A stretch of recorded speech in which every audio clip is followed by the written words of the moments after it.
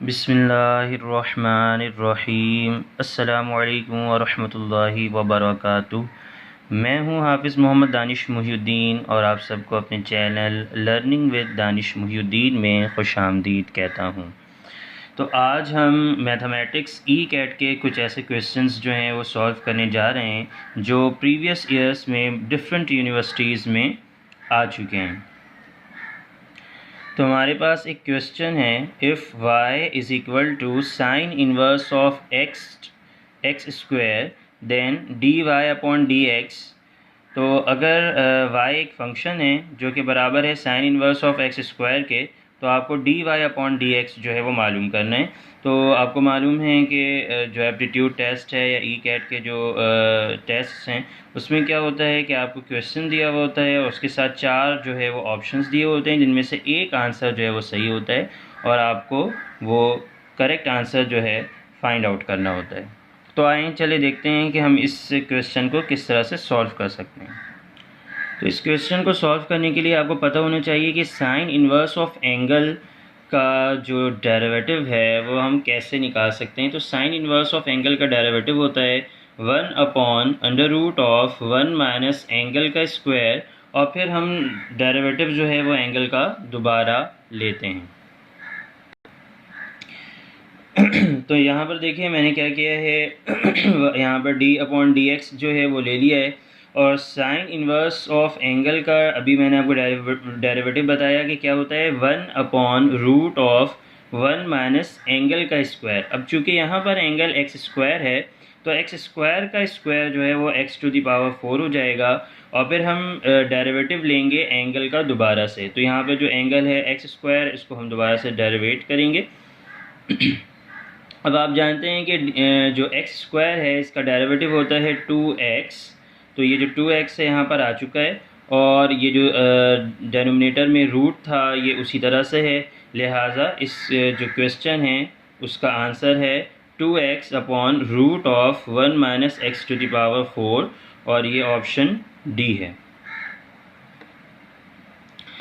अब हम next question की तरफ चलते हैं जो कि ये है, find d y upon d x if y is equal to root of sine x plus root of sine x plus root of sine x plus और फिर ये डॉट्स जो बने हुए हैं इसका मतलब ये है कि ये जो है कंटिन्यू है इन्फिनिटी तक। इस क्वेश्चन का जो आंसर है वो ऑप्शन डी है। आइए देखते हैं कि किस तरह से ये आंसर जो है वो आया है। तो ये वही सवाल है, y is equal to root of sine x plus root of sine x plus root of sine x और फिर ये आगे कंटिन्यू भी है। तो हमने इसका जो है डेरिवेटिव लेना है d upon d x of function. अब आपको मालूम है कि हम जो रूट है उसे पावर हाफ लिख सकते हैं।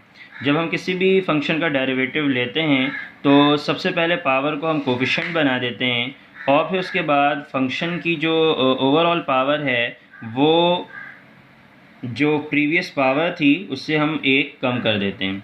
तो हमने क्या किया है, यहाँ पर ये जो रूट है उसको पावर हाफ कंसिडर करते हुए इसकी पावर हमने कोफिशिएंट बना दिया है और ये जो फंक्शन है साइन एक्स से लेकर यहाँ तक इसकी पावर जो है वो हमने क्या किया है, एक रिड्यूस कर दिया है विच इज़ हाफ माइनस 1।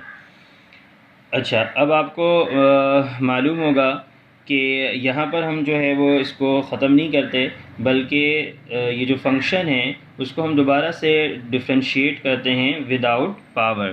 तो ये जो विदाउट पावर फंक्शन है हम यहाँ पर डी अपॉन डी एक्स जो है वो निकालेंगे sine x plus root of sine x plus root of sine x plus और ये कंटिन्यू जो है इसी तरीक़े से रहेगा। बस इसमें क्या होगा कि जो ओवरऑल पावर थी ऊपर हाफ वो जो है हम नहीं लिखेंगे। अगले स्टेप में देखें, आप जानते हैं कि ये जो पावर है हाफ माइनस 1 ये माइनस हाफ हो जाएगी पावर और अगर हम इसे न्यूमरेटर से डेनोमिनेटर में शिफ्ट कर दें तो वो जो माइनस पावर जो माइनस हाफ है वो प्लस हाफ होगी और प्लस हाफ को हम रूट भी लिख सकते हैं। अच्छा, अब यहाँ पर हमने क्या किया है, D upon d x of, ये हमने इसी तरह से इसको कॉपी कर दिया है, sine x plus root of sine x plus root of sine x, और फिर ये आगे कंटिन्यू इसी तरीक़े से है। अच्छा, सवाल में हमें बताया गया था कि root of sine x plus root of sine x plus root of sine x, और ये आगे कंटिन्यू जो है ये सब कुछ बराबर है y के। तो हम यहाँ पर क्या कर सकते हैं, अगर आप देखें गौर से तो ये बिल्कुल वही जो फंक्शन है, ये बिल्कुल वही बन चुका है, लिहाजा हम इसकी जगह y लिख सकते हैं। तो हमने लिख दिया है 1 वैसे ही, और ये 2 और ये जो फंक्शन है इसकी जगह हमने y लिख दिया है।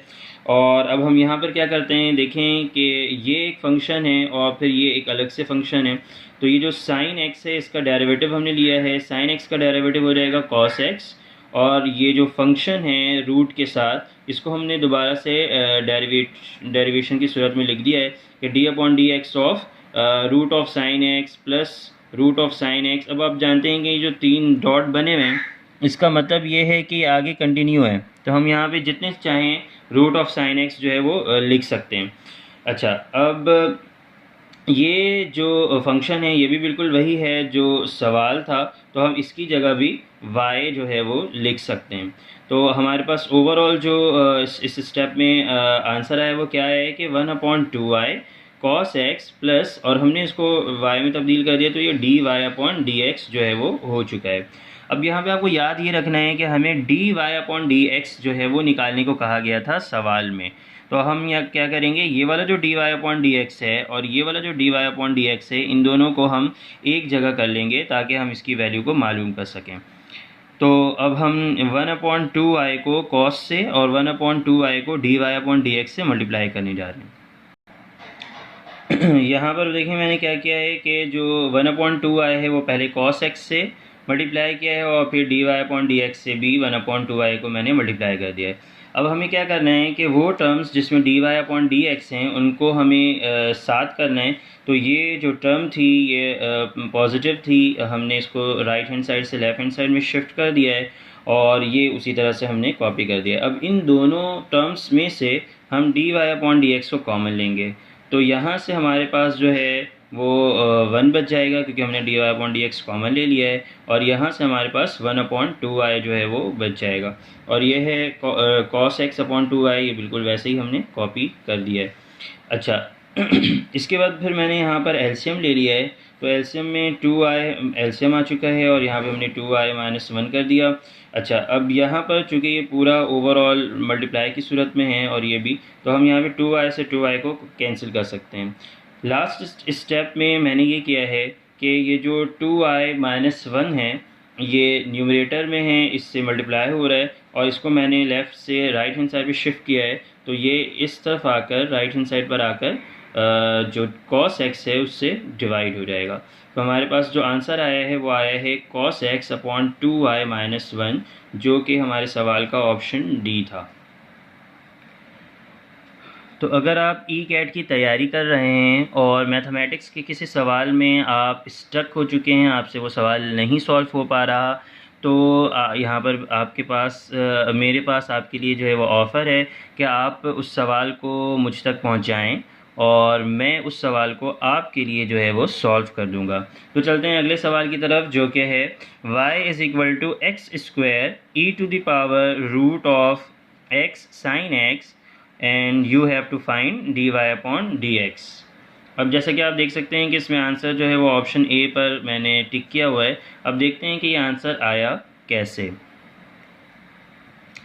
अच्छा, तो देखें सवाल को मैंने दोबारा से यहाँ पे लिख लिया है सॉल्व करने के लिए। y = x² e⁻√x sin x। अच्छा, यहाँ पर आपको याद होना चाहिए कि ये दो मुख्तलिफ़ फंक्शंस हैं और ये दोनों जो हैं आपस में मल्टीप्लाई हो रहे हैं। तो यहाँ पर हम u × v का जो है वो फार्मूला इस्तेमाल करेंगे।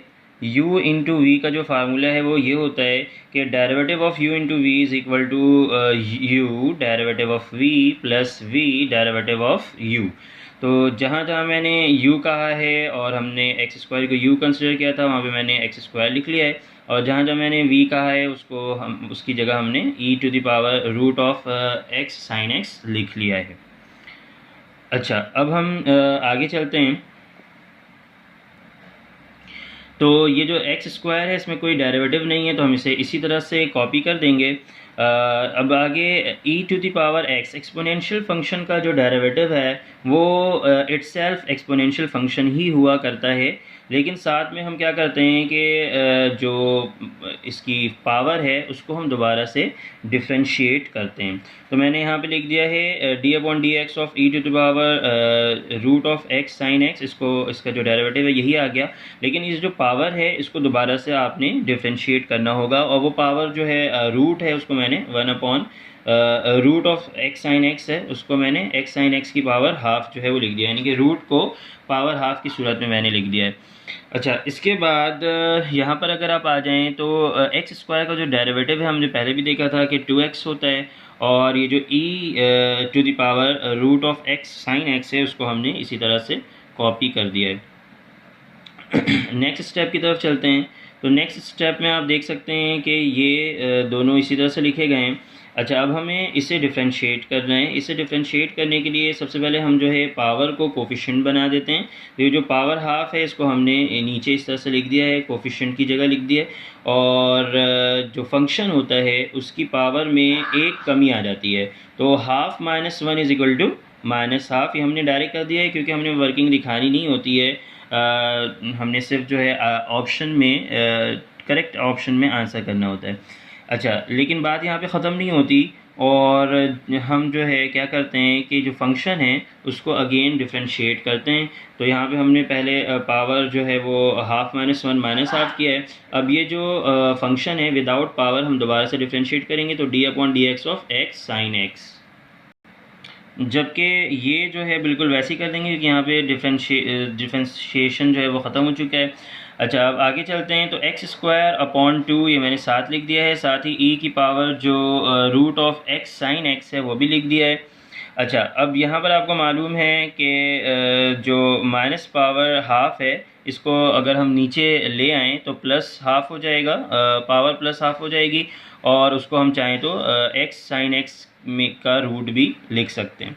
अच्छा, अब अगर इधर आप देखें तो ये जो x साइन x है ये फिर से दो फंक्शंस हो चुके हैं, और अब हम यहाँ पर फिर से u इंटू वी का जो है वो फार्मूला अप्लाई करना होगा। तो ये जो x है उसको हम u कंसिडर करते हैं और साइन x को v कंसिडर करते हैं, तो हो जाएगा u derivative of v plus v derivative of u।